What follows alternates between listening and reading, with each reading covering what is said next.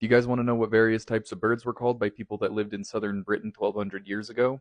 So the word for crow is krawe, the word for raven is hraven, the word for an eagle is arn, the word for owl is ule, the word for a falcon is falcon, the word for hawk is chavok, the word for a crane is kran, and it turns out there's two different types of cranes in Great Britain. There's the common crane, which isn't as common today, despite its name, but back in the day it probably was pretty widespread and pretty common to see. But it turns out that sometimes, as vagrants, sandhill cranes also show up in the UK as like extreme vagrants, and they're extreme vagrants because they would have gotten there by flying all the way from North America. Like, I'm from Utah and I see sandhill cranes all the time. They're a beautiful crane. They have that beautiful red head. I love cranes. So I imagine that every now and then an Anglo-Saxon would have seen a sandhill crane and been like, oh, it's a little bit different to the type of crane I'm used to seeing. And then the last one that I have on this list for you guys is parrot, which they called raudmuva. And yes, they did know about parrots.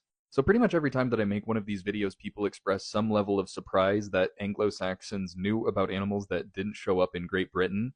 And all I can say to that is, the Anglo-Saxons had ships and trade networks.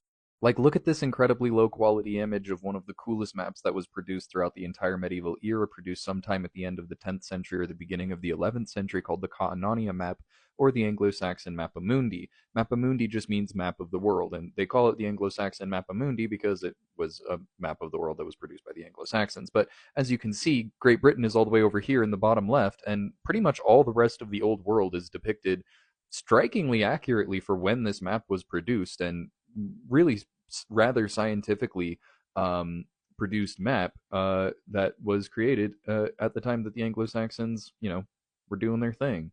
And the example of the parrot that I showed is called the Alexandrine parakeet, and the reason they call it the red mouth, Ravmuza means red mouth, well, it has a red beak.